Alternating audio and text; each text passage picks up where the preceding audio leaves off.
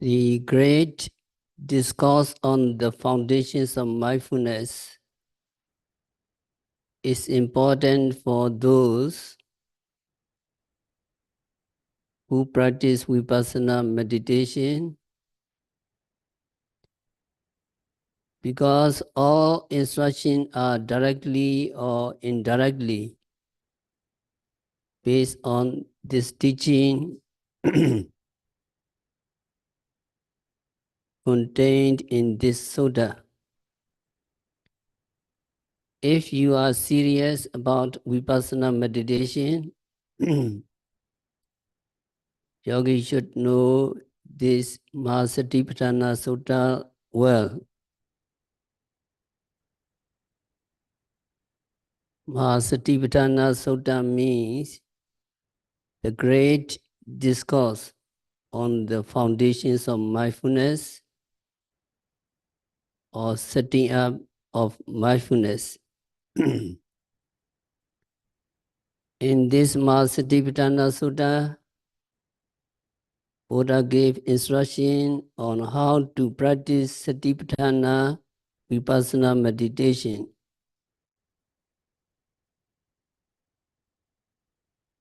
There are 4 foundations of mindfulness explained in this sutta and also in this exposition.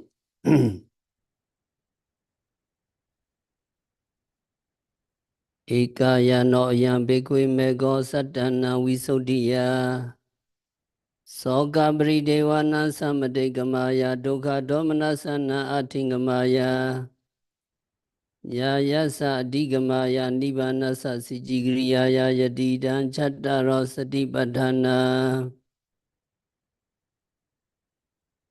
Buddha said that the practice of mindfulness is the only way to purify our minds, the only way to overcome sorrow and lamentation, to overcome our pain and grief, to reach the noble path and to realize nirvana, namely the 4 foundations of mindfulness.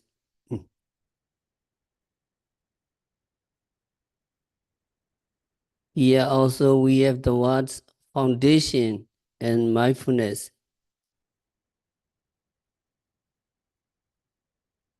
Sati and Patthana. First, let us understand what mindfulness is. You all are fortunate people. All of you have been practicing mindfulness meditation for many years. But sometimes when we are asked what is mindfulness, we may not be able to give a satisfactory answer. Mindfulness is the translation of the Pali words sati. This discourse is called Satipatthana.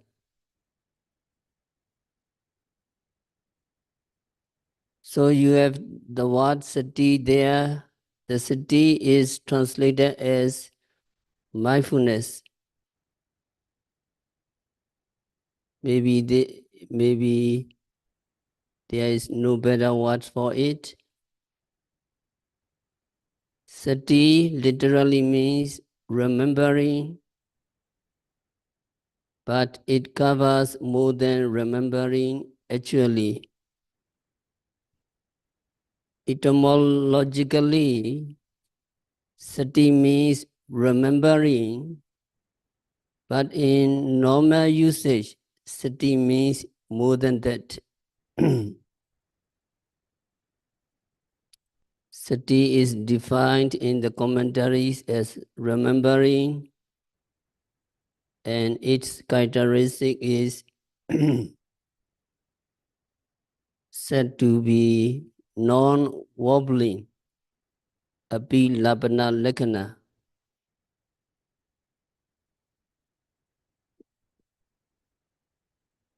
No wobbling, that means not floating on the surface.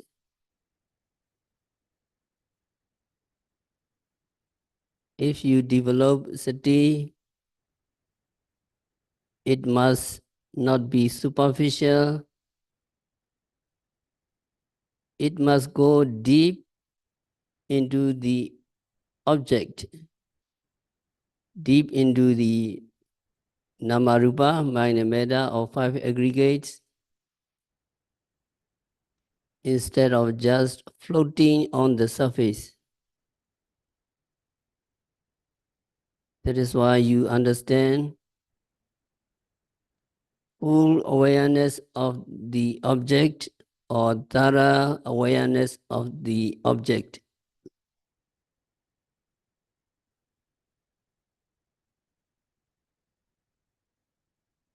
Sati is said to have the function of not losing the object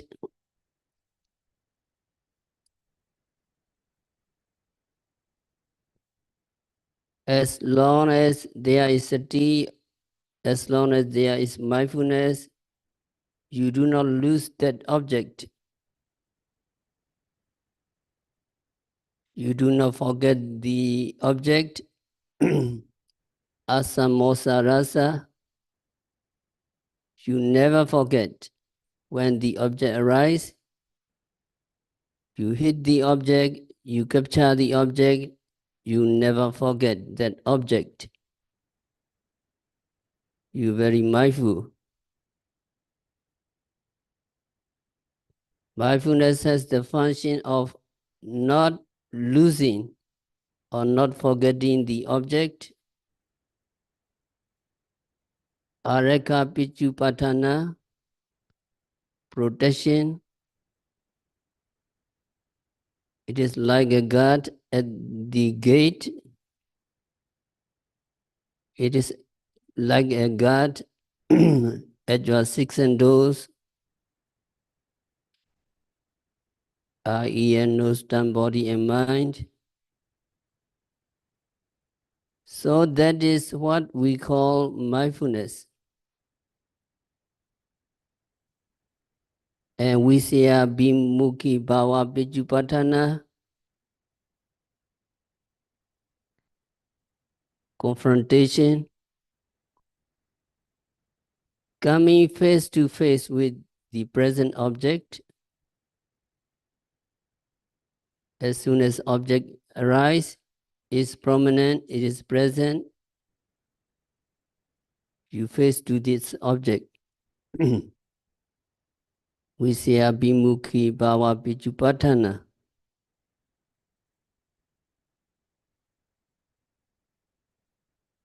So that is what we call mindfulness. Mindfulness is not superficial awareness. It is a deep and thorough awareness of the object.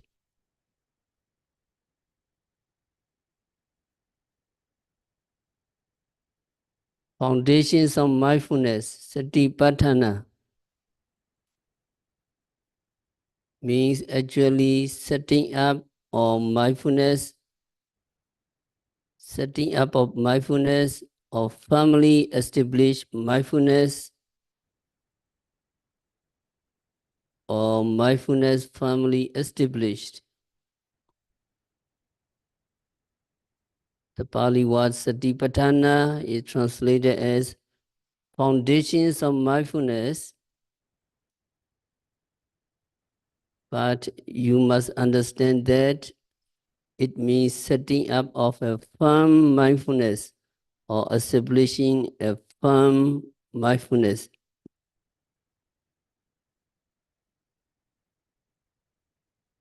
So the practice of establishing firm mindfulness is called foundations of mindfulness.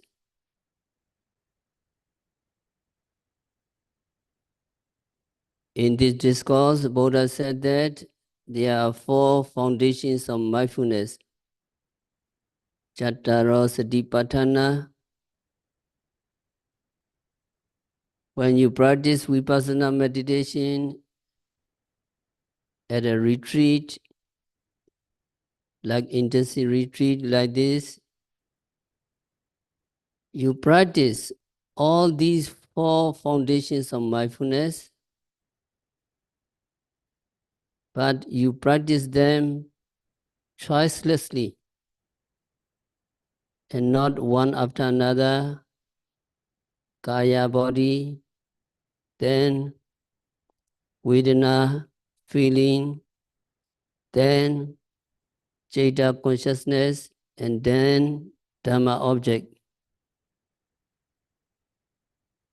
not one after another. You practice Kaya Vedana Citta Dhamma, body contemplation, feeling contemplation, consciousness contemplation, and Dhamma contemplation choicelessly. So you practice them choicelessly and not one after another in the order given in the discourse.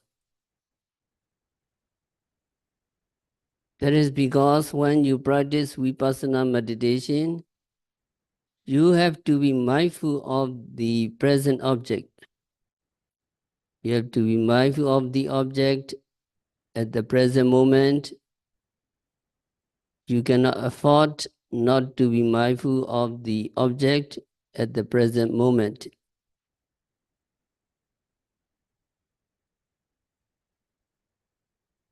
The object at the present moment can be any one of these four. Sometimes the body, sometimes abdomen, sometimes leg, sometimes head, sometimes feeling, sometimes pleasant feeling, sometimes unpleasant feeling, sometimes consciousness, wholesome or unwholesome, sometimes Dhamma objects. The object at the present moment can be any one of these four. So you have to take these objects as they come. You have no choice. That is why sometimes vipassana meditation is called choiceless awareness.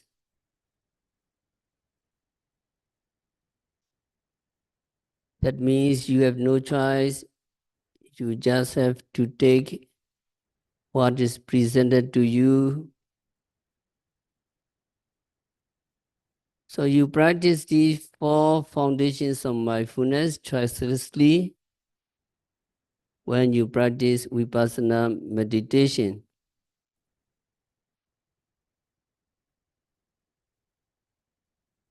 Here in the summary,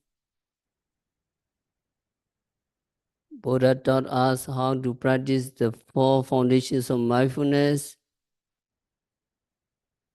So what are the four? Herein, a monk, the meditators dwell contemplating the body in the body, ardent, clearly comprehending and mindful, overcoming or removing covetousness and grief in the world.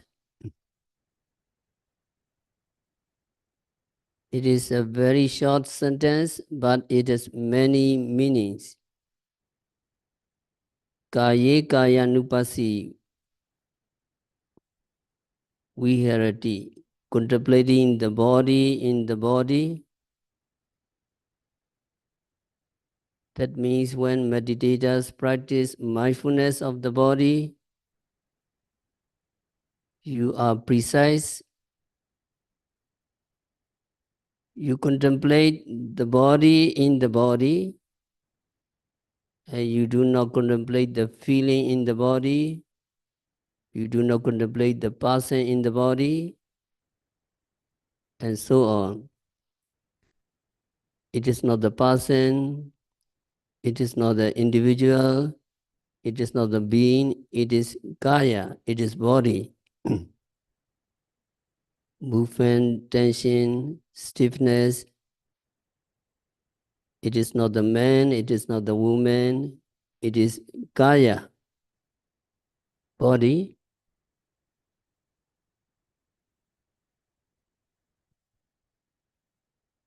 This body is impermanent. You need to contemplate. This body is suffering. You need to contemplate. This body is uncontrollable. You need to contemplate. This body is ugly. You need to contemplate. You contemplate the body in the body which is impermanent, suffering, non-self, and ugly. You contemplate the body in the body in order to have a precise object. Buddha repeated the words Kaye Kayanupasi, Vedanasu Vedananupasi, Chete Chetanupasi, Dhammesu Dhammanupasi. Buddha repeated the words Kaya, Vedana, Chitta Dhamma, body, feelings, consciousness, and Dhamma in these sentences. So that means you are precise in your mindfulness of the body, feelings, consciousness, and the Dhamma. When you practice Kayanupassana, body contemplation, you are ardent, you are clearly comprehending, and you are mindful.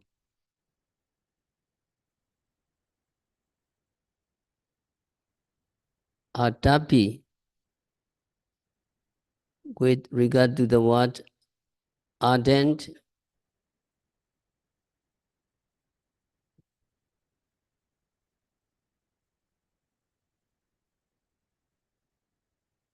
we do not know what other meanings it carries in English.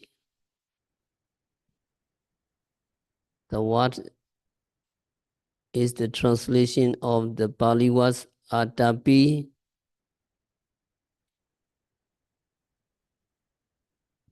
The word atapi comes from the word atapa. Atapa means heat of the sun. Heat of the sun can heat up things so that things become withered and they may even burn. So in the same way, the effort heats up your mental defilements. The efforts burns mental defilements up. So it is called atapa in Pali. And the person who has atapa, who has other energy, is called atapi. The E denoting possession. So the meditators who possess atapa is called atapi. When we read the Sutta in Pali and when we read the word atapi, we have that in our mind. We see the effort burning up the mental defilements. So atapi means meditators make real effort, not a slack effort. You make a real effort to be mindful and to clearly comprehend.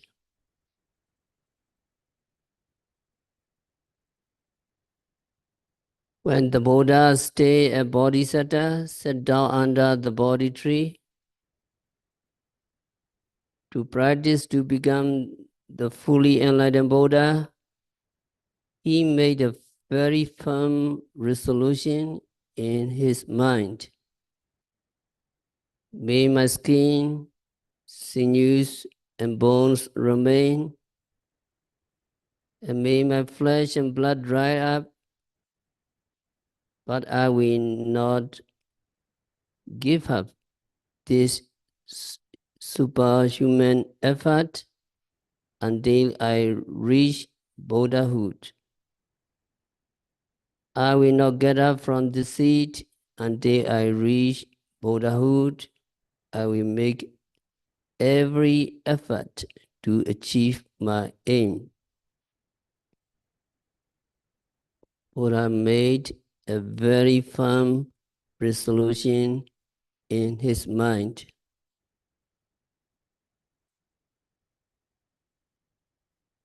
Such an effort is called the right effort.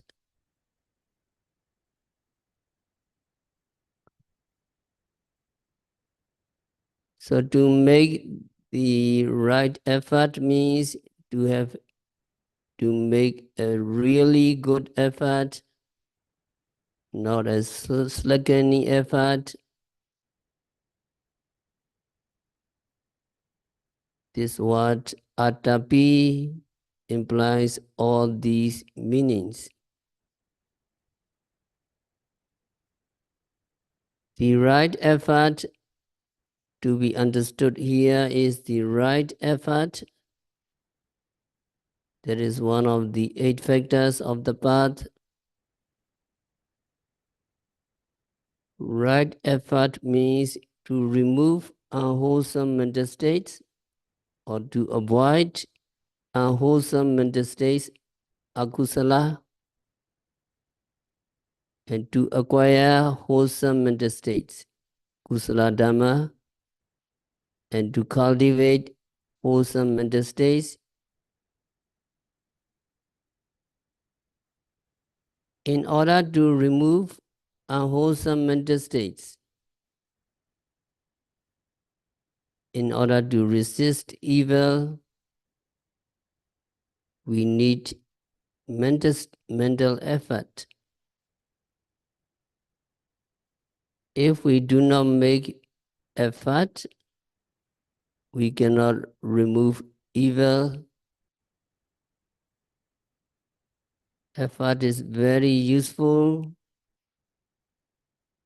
in removing unwholesome mental states and also to cultivate wholesome mental states.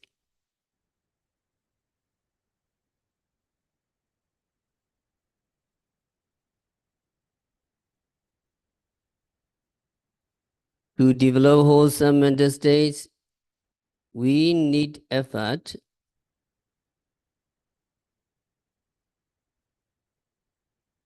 We do not make effort, we do not come here.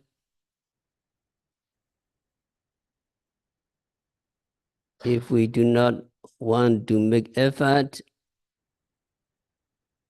we do not go 2 months intensive retreat at all. To practice 2 months is not very easy. You have to make a lot of effort to come to a 2 months intensive retreat. So meditator needs a real strong effort to practice the foundations of mindfulness.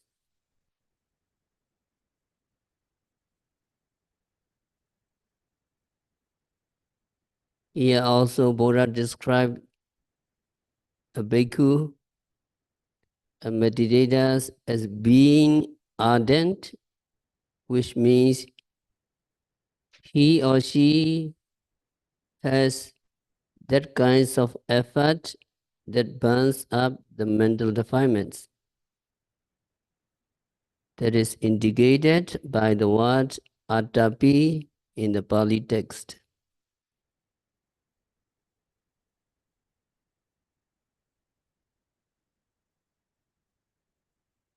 Atapi sambhajano satima sambhajano.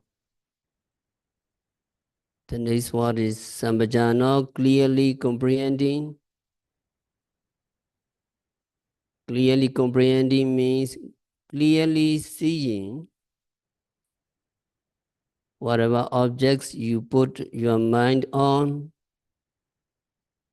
whatever namarupa mind and metta you put on your mind on, you see these five aggregates or namarupa mind and metta clearly. What does clearly means?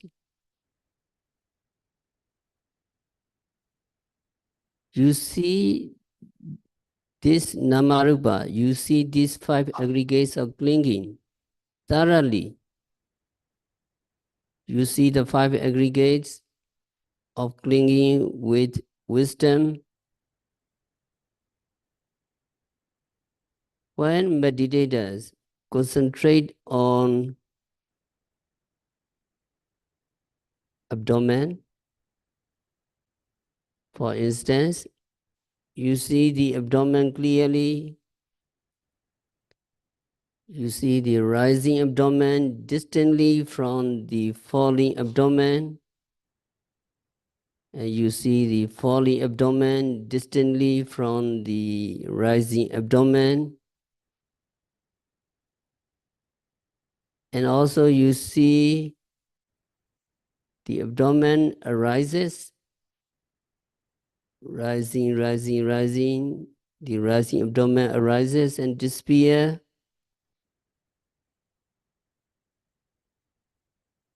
And you see that at that moment, there are only the rising abdomen and the awareness of the abdomen. You see only nama and rupa. And no other things to be called a person, an individual,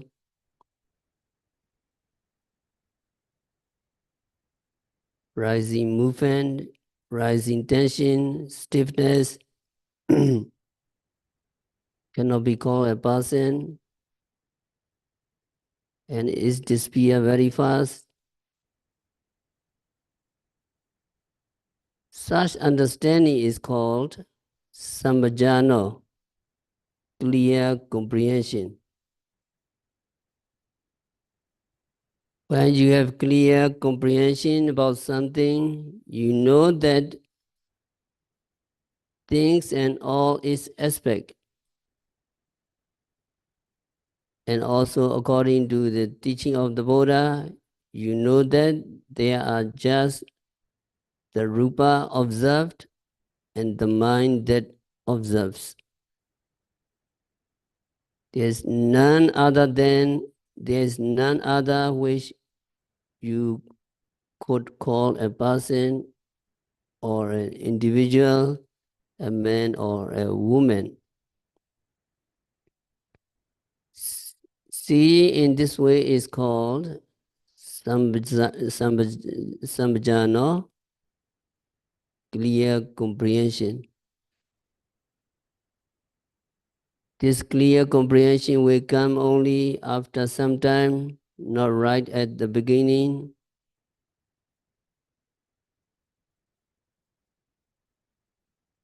You practice mindfulness, but right at the beginning, you may not even see the abdomen clearly. Your mind wander here and there. Your mind is not at the abdomen. Sometimes they are mixed together. So it is very vague. Little by little, you continuously noting And little by little, with the growth of your concentration and practice, you will see the five aggregates, or you will see the nama and rupa, mind and matter, more and more clearly. Then also they are arising and disappearing and so on. So this clear comprehension comes not right at the beginning, but after you have gained some experience.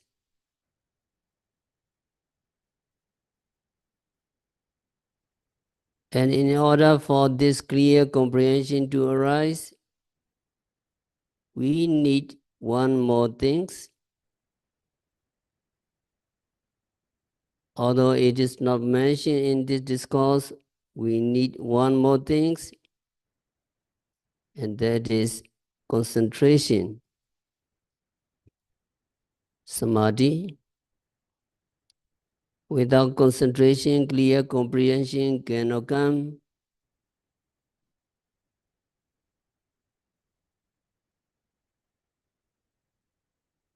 What is concentration?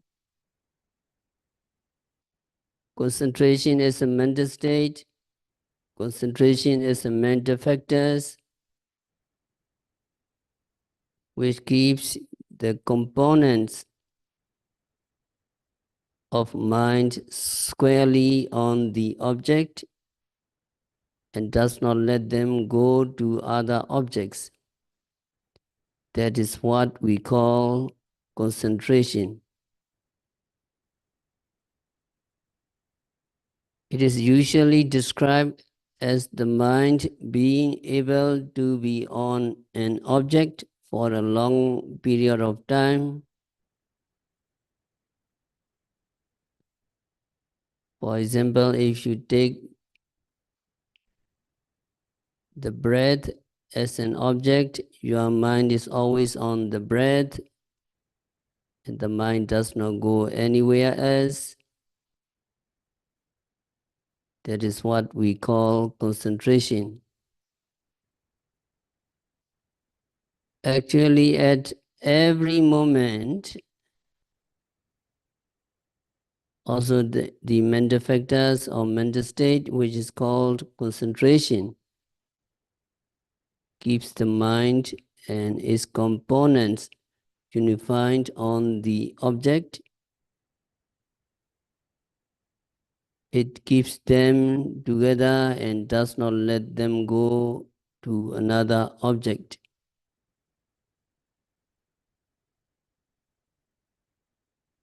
This concentration is essential for clear comprehension to arise. Without this concentration, we cannot hope to see mind and matter or five aggregates of clinging clearly. We cannot hope to get clear comprehension.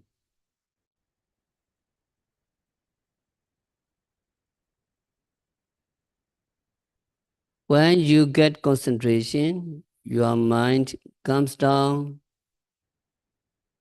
and becomes quiet.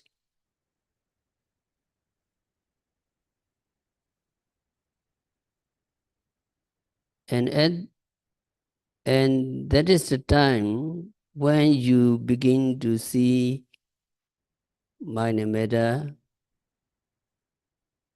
It is like, let's say, water.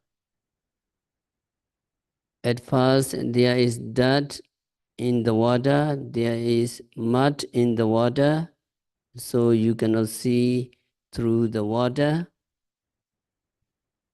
But when the dirt or mud settle down and the water becomes clear, you can see through it. So your mind needs to be like the water settled, because there are a lot of mental defilements in our mind. So long as our minds are contaminated by mental defilements, we cannot see five aggregates of clingings or mind and matter. clearly. So we need to suppress these mental defilements, kilesa, which are called mental hindrances, nivarana, settle down, so that we can see clearly.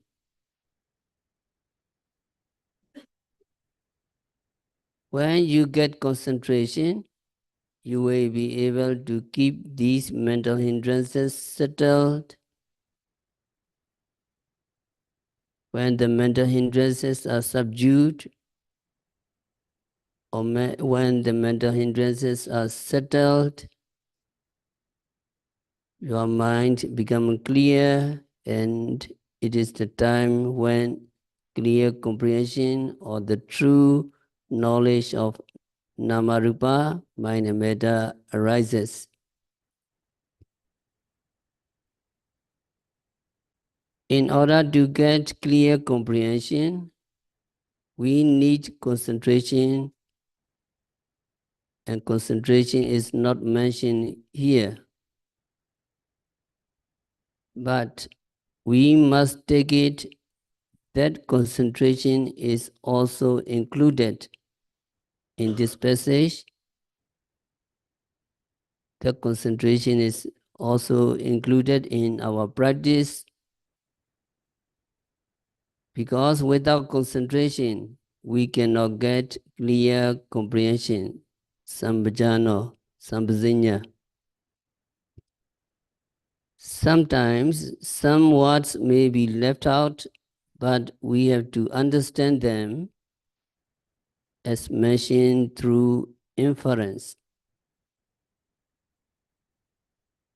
Let's say there is a flat rock and a hunter is following a deer, and he sees footprints on one side, but on the flat rock itself, he does not see any footprints. And again, he sees the footprints on the other side.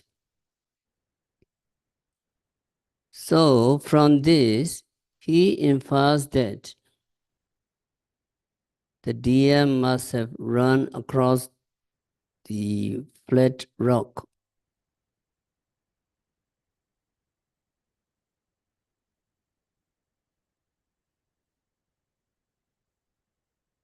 He sees the beginning and he sees the end of the footprint. So he infers the middle, that the deer must have run on the rock.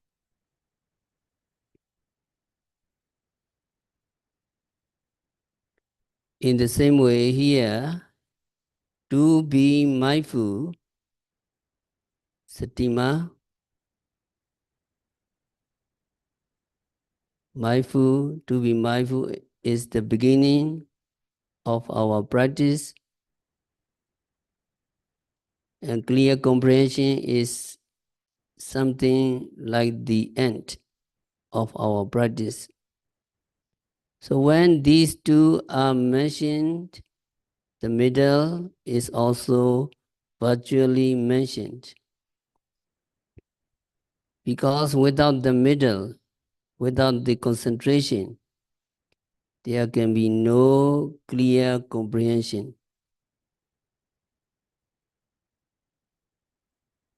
Then the last word here is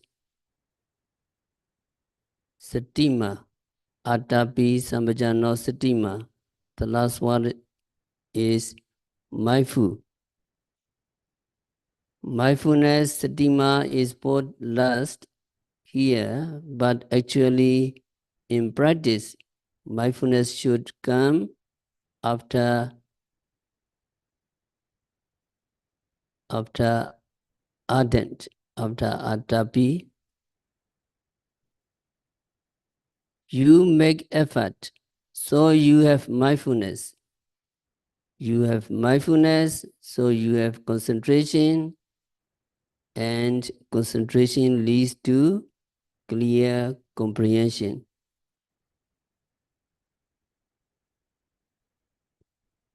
So we have mindfulness here, but we have already defined mindfulness, so we do not need to define it again. A bhikkhu meditators dwells contemplating the body in the body. A bhikkhu meditators practice the foundations of mindfulness on the body, being ardent, making true effort, being mindful and being thoroughly aware of the object, and having concentration and clear comprehension. So how many components do we now have? Atapi, ardent, is one component. Sambhajano, clearly comprehending, is another component. Concentration is yet another. And satima, mindfulness, another. So we have 4 mental states here. Clearly comprehending, ardent, clearly comprehending, concentration, and mindfulness. So we have 4 mental states. These 4 mental states are the components of our practice. When we practice, there must be these 4 mental states working together harmoniously. But there is one more mental state which is not mentioned here, and that is faith or confidence, saddha. Saddha, confidence or faith, is also an important factor, because if we do not have confidence in this practice, we would not practice. And this practice is very simple.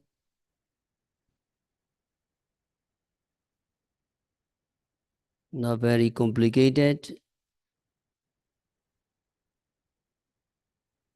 And we have confidence in this practice. And we come and practice diligently. So we do not really have blind faith, but we have faith or confidence in the true Buddha, true teacher.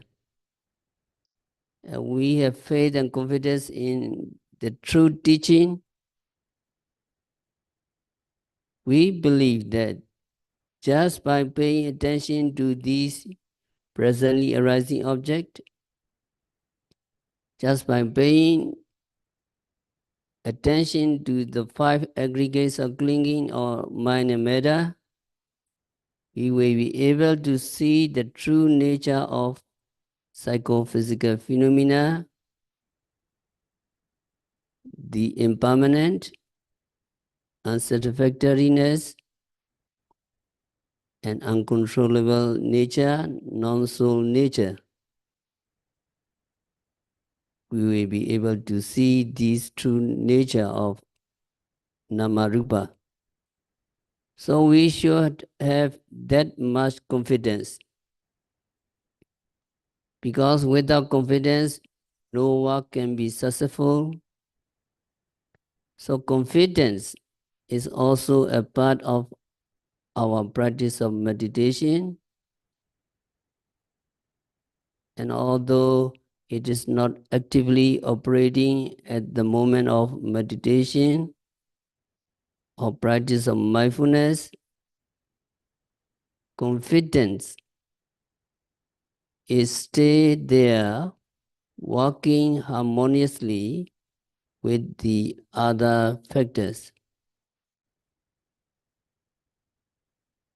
So altogether we get 5 factors, and these are the 5 factors that are called 5 mental faculties. In Pali they are called indriyas. Meditators are developing these 5 factors: Saddha, Virya, Sati, Samadhi, and Panya.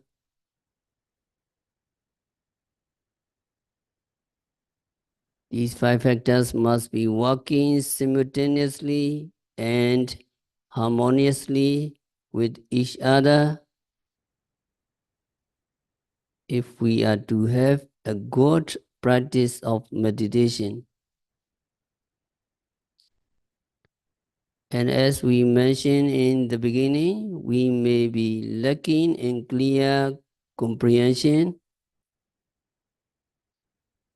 but later when our concentration develops, we will be able to see 5 aggregates of clinging or Namarupa, mind and matter clearly. And these 5 components will be working in harmony. What if they do not work in harmony? We are lost. When we are practicing, especially important is the balance of effort and concentration, Virya and Samadhi. If Virya and Samadhi, effort and concentration are not balanced, if there is an excess of Virya or excess of Samadhi, excess of effort or excess of concentration, we are lost. Our meditation is nothing. So the effort we make must be just enough, not too much and not too little. Sometimes we tend to make too much effort because we want to achieve something.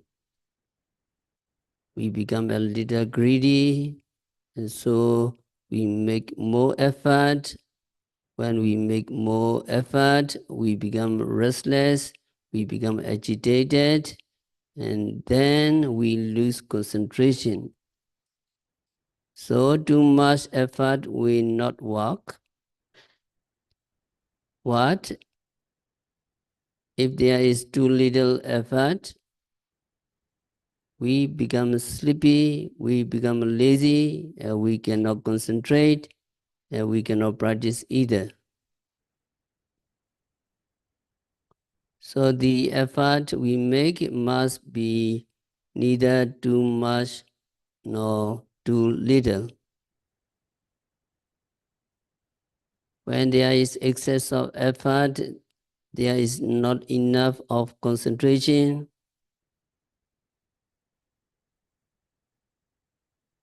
Among effort and concentration, when one goes up, the other goes down. Too much effort and concentration will go down. When you make too little effort, again concentration goes down. So concentration also must not be too much. When we have too much concentration, we tend to become lazy, we tend to take it easy, or we tend to slacken our effort. Suppose we are practicing and we have good concentration. When we have good concentration, we do not have to make much effort, and so we tend to slacken the effort. So when we slacken our effort, the degree of effort goes down and we become lazy or sleepy. In the case, we have to step up our effort by making more effort and paying closer attention, or sometimes by adding some objects to note, like 3 or more objects in succession at a time. So the effort and concentration must be balanced so that we have good concentration, we have good meditation, and clear comprehension. So we'll continue next time. We have to stop our discourse for today by practicing vipassana meditation, by observing every phenomena occurring at the six senses continuously and meticulously, by noting, rising, falling, sitting, stretching, bending, seeing, hearing, smelling continuously and meticulously. May all yogis be liberated from all suffering. May all yogis realize the real peace in the very near future.